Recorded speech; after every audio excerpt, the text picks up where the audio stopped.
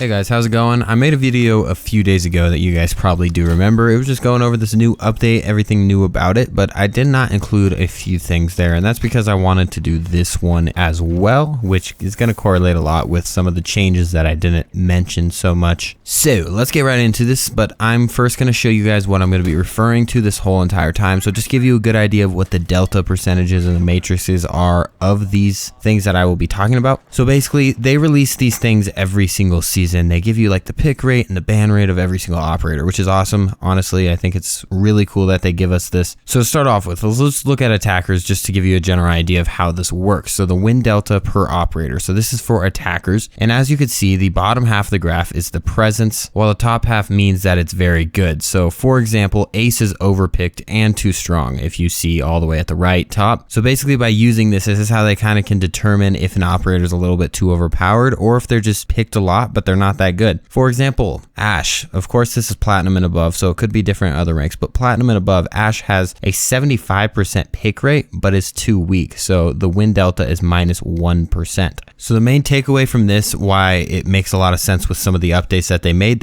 Ace a little bit weaker, because if we look at the bottom left here, we see that Thermite is now underpicked and too weak. So that should help that out. And then as for shields, this is something that you guys talked about a lot. That had to change as well. We'll get into that later, but I want to show you the ban rate real quick just to see if you can correlate the two. The top ban rate for attackers, Thatcher, Montaigne, Blackbeard, Jackal, Ace, Maverick, right? So we look at those top 5. Okay, never mind, that was top 6. But anyways, if we look at that and we compare it to the win delta chart, it doesn't make that much sense. So here's the difference between the ban rate and the pick rate. So the ban rate is what the community thinks is a little bit overpowered, while the win delta is actually what is overpowered, because you get to see how picked they are and how strong they are, as in a win delta per round. So that leads me to the first topic of shields. So a few comments that I was getting in the last video is I first of all didn't include the new shield change. Basically, in short, this shield change doesn't do too much, but it will have a little bit of effect on operators like Monty and Clash, for example. So the new guard break animation is going to actually be proportional to the damage that is actually inflicted to the shield. So for example, whenever you knife a Clash, right, you see how that guard break actually flies up and you're able to actually kill the shield person. So I'm guessing what they're doing is making Monty like that as well, and Blitz and etc. things like that. So what this is going to do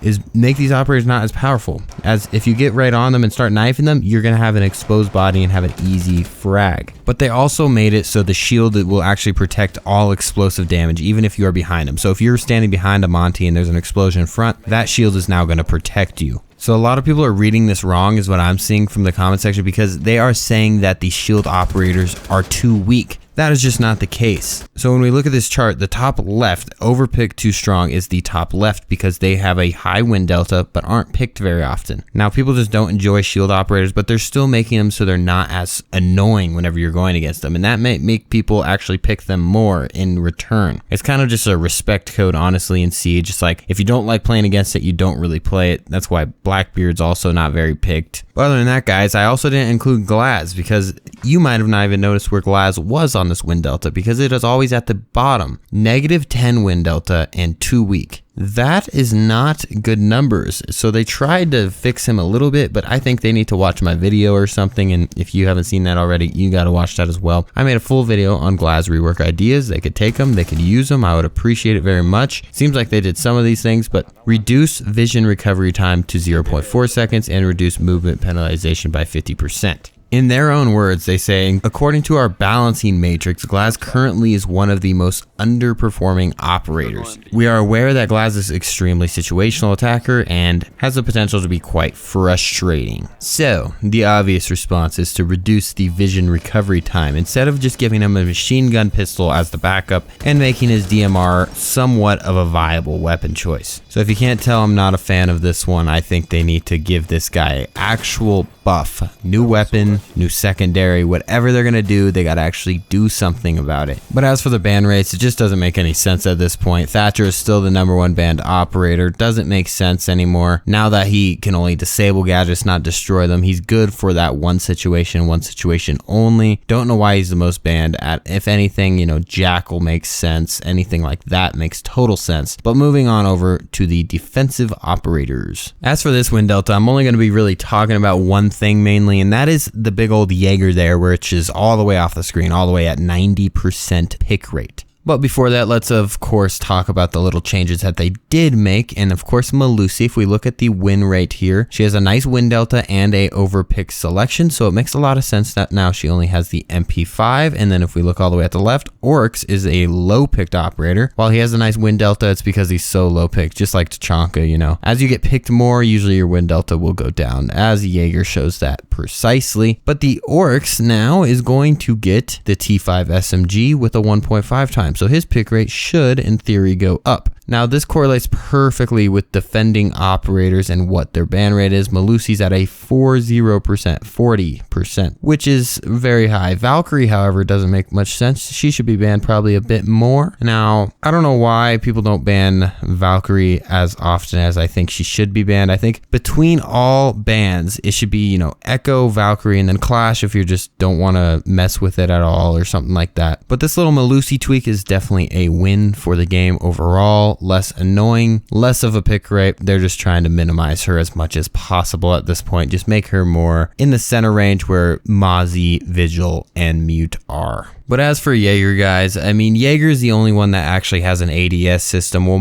it's a good alternative, but it just takes a little bit of skill, a little bit of a learning curve. Personally, I don't think there's that much of a difference between the two as long as you know how to use them. However, you know, Jaeger is a trophy system basically. But that leads me to my point. What is the actual issue here? Why is Jaeger so overpicked? And that's because all the throwables, you got to protect all the gadgets that you have in the gadget-based utility mode. Like the current meta that we're in right now is just there's so many gadgets and, you know, Maestro cams, whatever it is, Capcan traps, Melusi, whatever it might be. The only thing to counter these devices as an attacker is to throw grenades or shoot impact launchers in there. So Zofia and Ashe. So we could correlate all these win deltas all onto the utility meta. Now, how could we prevent all of this in general? First of all, limiting the gadgets. That would be a good first start, such as just taking out bulletproof cameras and things like that. But beyond that, what if we added for weaker operators, as in the operators on the far left side? So an idea would be for Warden or operators like that